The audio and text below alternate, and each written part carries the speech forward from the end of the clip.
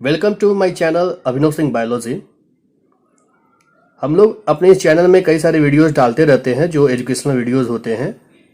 NEET, olympiad, NTSC, कई तरह के कॉम्पिटिटिव एग्जाम्स के लिए वो सारे के सारे वीडियोस बहुत ही फ्रूटफुल होते हैं।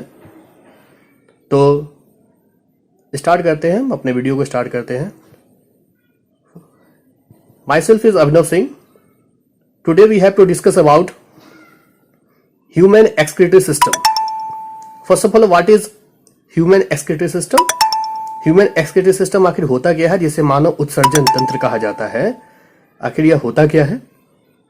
So human excretory system is an organ system by which all the metabolic wastage और useless materials are excreted or eliminated or removed outside from our body. हमारे बॉडी में जितने भी सारे इम्प्योरिटीज होते हैं, जितनी भी सारी गंदगियां होती हैं, उन सारी गंदगियों को शरीर से बाहर निकालने की प्रक्रिया ही क्या कहलाती है? Human excretory system. क्योंकि आज हम लोग सिर्फ ह्यूमन बॉडी के बारे में बात करेंगे, नहीं तो ऐसे एक्सक्रीशन के पर्सपेक्टिव जब भी हम लोग बात करते हैं तो excretion is also applicable in unicellular organisms as well as in multicellular organisms. देखो, अगर हम यूनिसेलुलर ऑर्गेनिजम्स की बात करते हैं तो यूनिसेलुलर ऑर्गेनिजम्स में एक्सक्रीटरी पार्ट कौन सा होगा?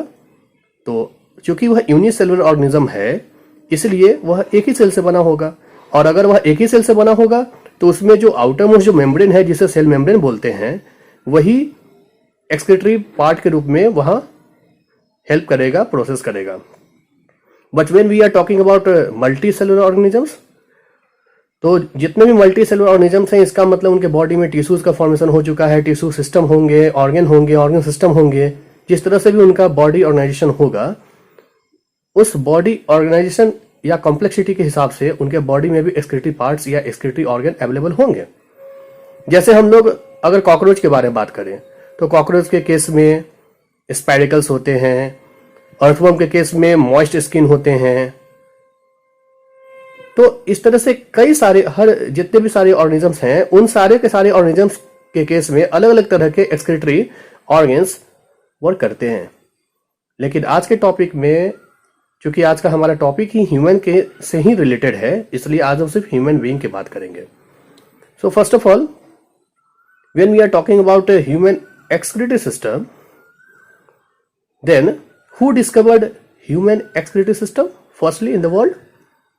तो sir William Bowman Britannica. Sir William Bowman Britannica, जो कि एक इंग्लिश सर्जन या हिस्टोलॉजिस्ट हैं, उन्होंने ही ह्यूमन एक्सक्रीटरी सिस्टम या किडनीज के बारे में रिसर्च किया, खोजा और सारी दुनिया को बताया। क्योंकि वह बहुत ही इंटेलिजेंट वो सर्जन थे, और इन्हीं बॉमेन साहब के ही नाम पर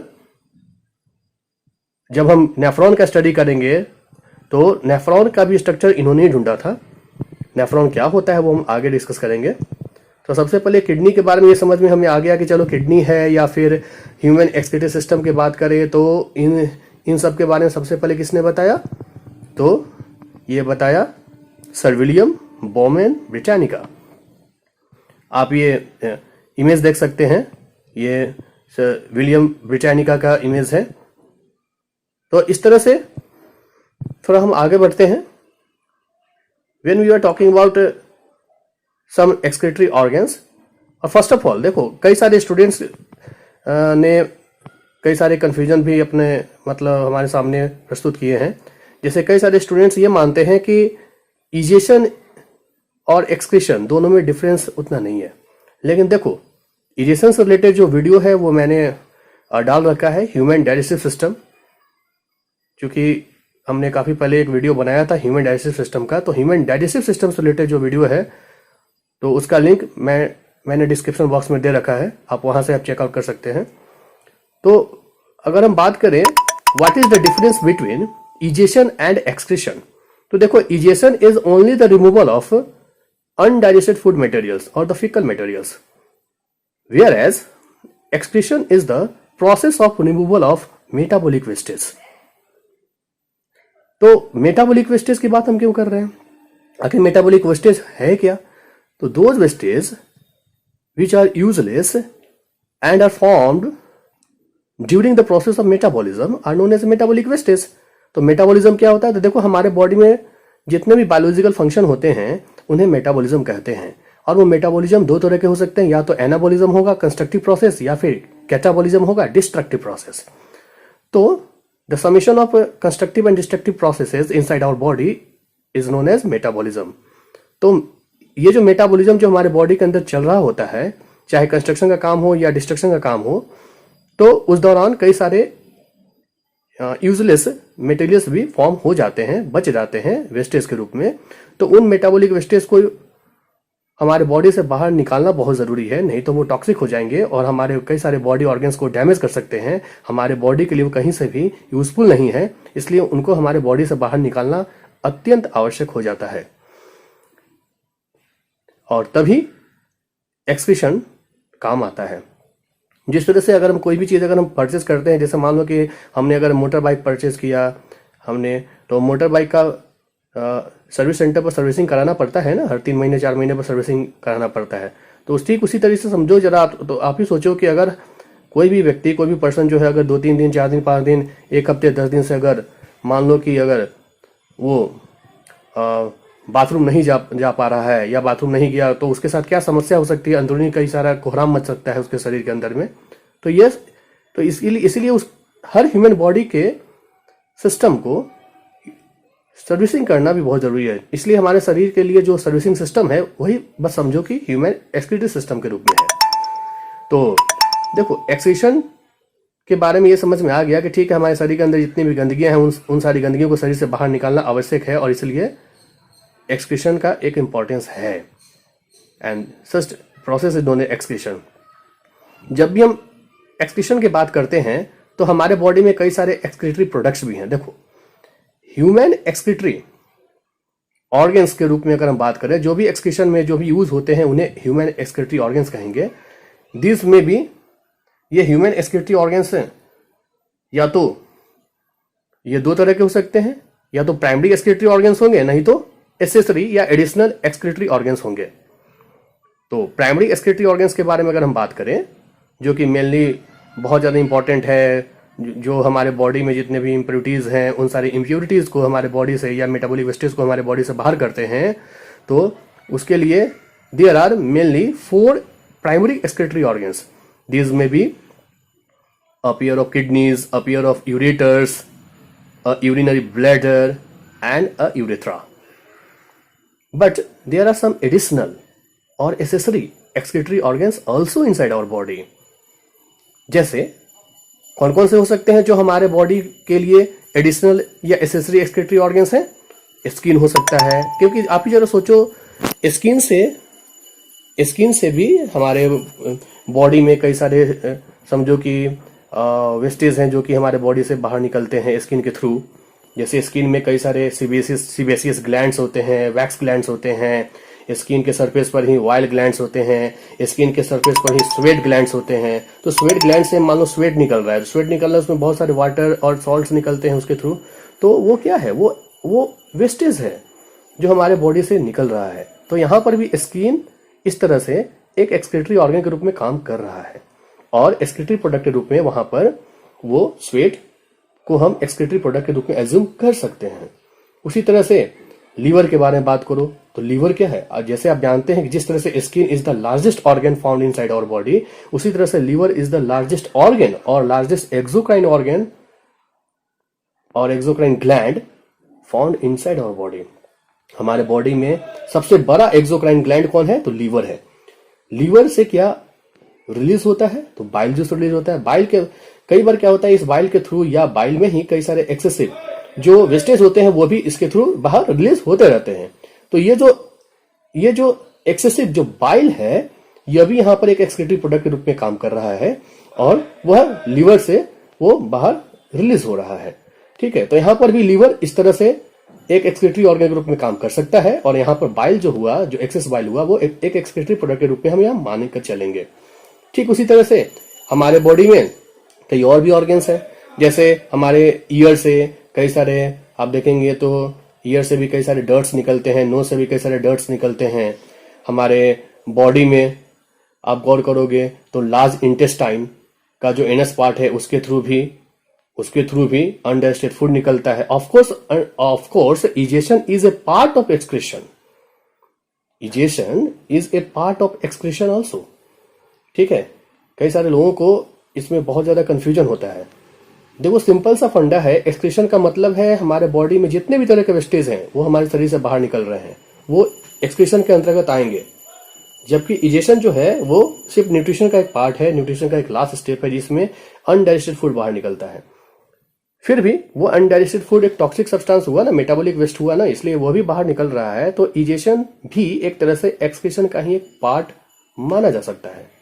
तो इस तरह से यहां पर समझ में आया कि लार्ज इंटेस्टाइन भी एक एक्सक्रीटरी ऑर्गन के रूप में काम करता है और वहां पर एक्सक्रीटरी प्रोडक्ट के रूप में वहां पर अनडाइजेस्टेड फूड स्टूल होता है।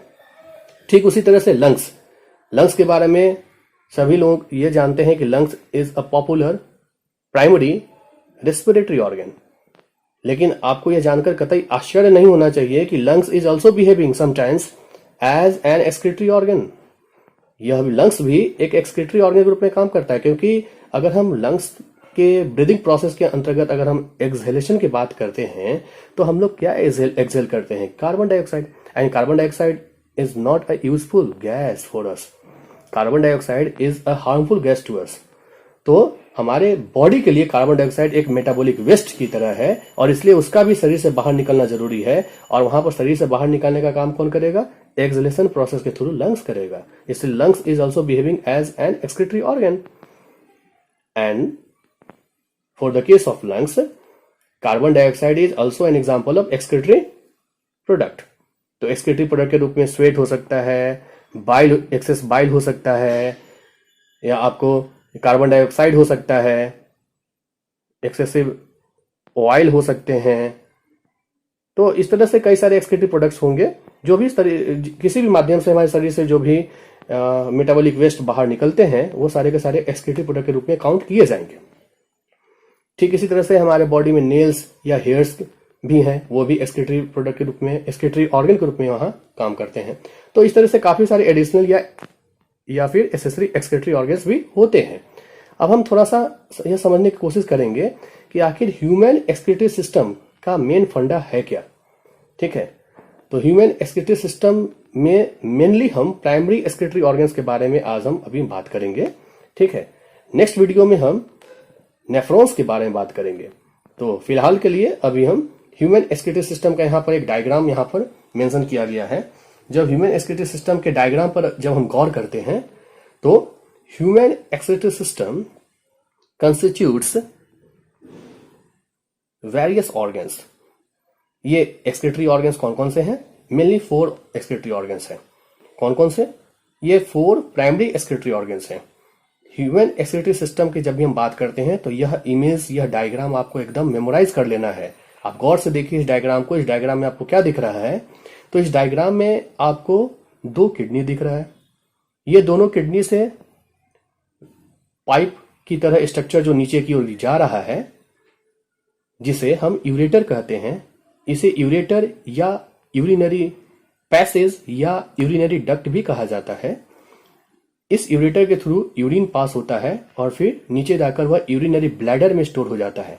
यह जो ब्लैडर, जो कि स्ट्रक्चर आपको दिख रहा है यूरिनरी ब्लैडर, यहाँ पर यूरिन स्टोर होता है और फिर जब जरूरत पड़ती है तो यह यूरिन हमारे शरीर से बाहर एक ओपनिंग यूरेथ्रा के थ्रू बाहर निकाला जाता है। ठीक है, इसी सिस्टम को थोड़ा सा हम समझेंगे और तब जाकर ह्यूमन एक्सक्रीटरी सिस्टम हम सही से समझ पाएंगे। तो which is the most important primary excretory organ inside our body, kidneys, of course kidneys. जब भी हम किडनी के बारे में बात करते हैं, ठीक है, तो what are various functions of kidneys. Kidney आखिर हमारे शरीर में, हमारे बॉडी में आखिर करता क्या है। ठीक है, तो हमारे शरीर में, हमारे बॉडी में किडनी कई सारा काम करता है।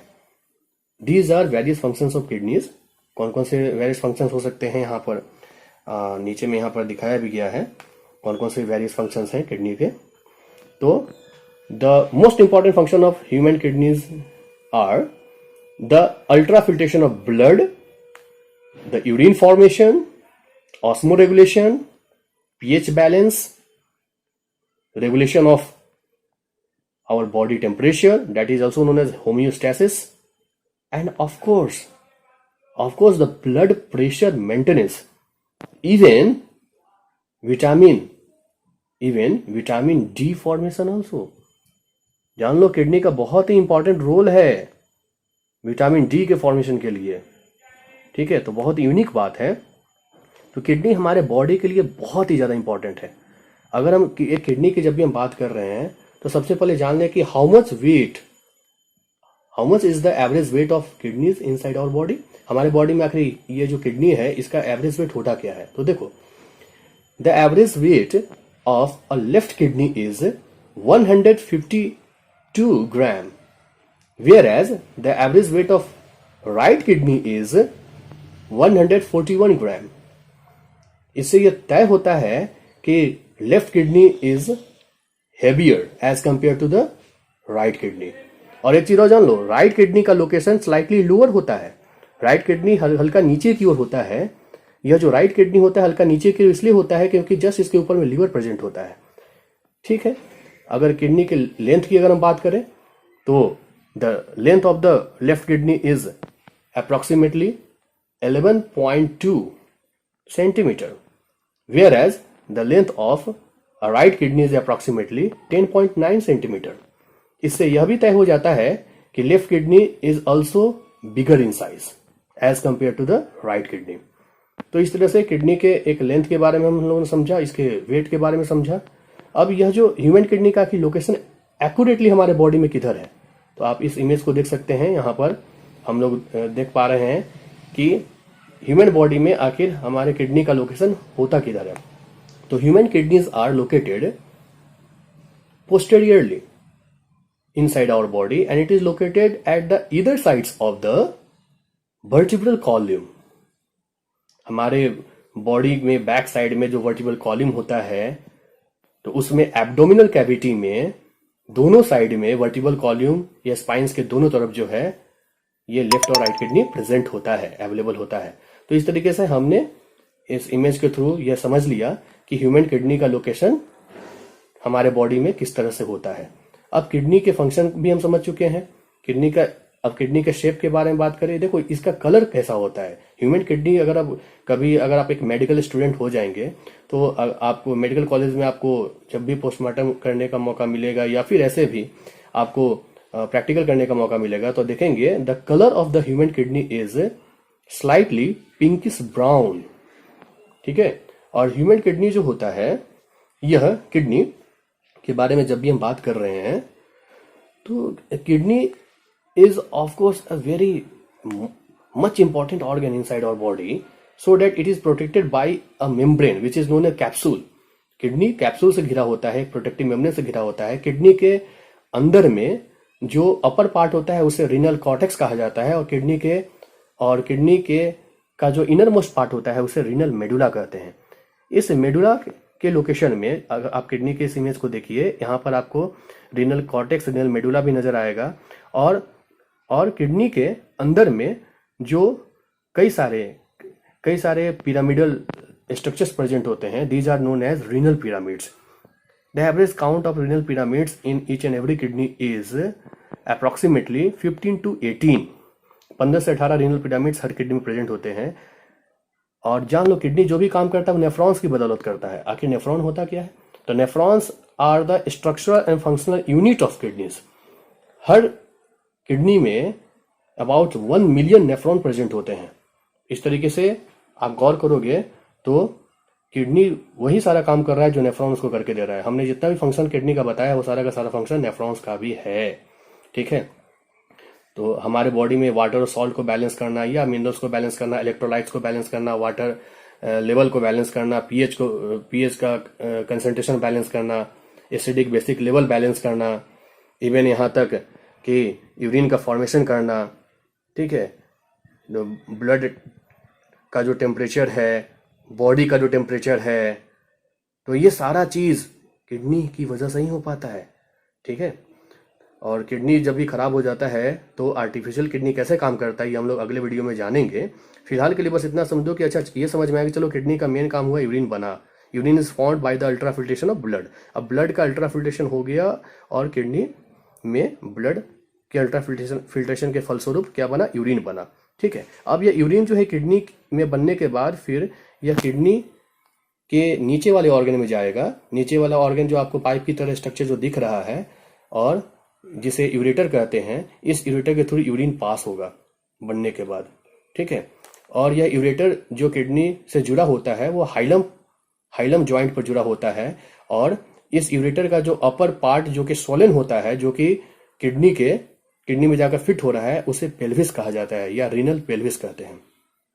तो ये समझ में आया कि चलो ठीक है, किडनी, और ये एक चीज और जान लो, किडनी के का जो यह इनर पार्ट होता है वो हाईली वेस्कुलराइज्ड होता है। It is very much enhanced with a large network of blood capillaries। इसके अंदर बहुत सारे कैपिलरीज होते हैं, कई सारे रीनल कैल्विसेज होते हैं, कैलिक्सेज होते हैं, इसमें कई सारे पैपिली प्रेजेंट होते हैं। तो इन सब किडनी के एनाटॉमी के बारे में हम लोग हायर क्लास में स्टडी करेंगे, अभी उस बारे में हम लोग जिक्र करना नहीं चाहते हैं। ठीक है, तो वो सब चीज हायर क्लास में हम लोग स्टडी करेंगे। फिलहाल के लिए इतना समझो कि किडनी में यूरिन बना, और यह जो एक चीज और जान लो कि the branch of biology in which we study about kidney is known as renology, and who study about it is known as renologist. Kidney specialist doctor को हम लोग रेनोलॉजिस्ट कहते हैं। ठीक है, तो इस तरीके से अब यूरिन बनने के बाद यूरेटर के थ्रू वो नीचे आया और फिर ये जाकर यूरिनरी ब्लैडर में स्टोर हो गया।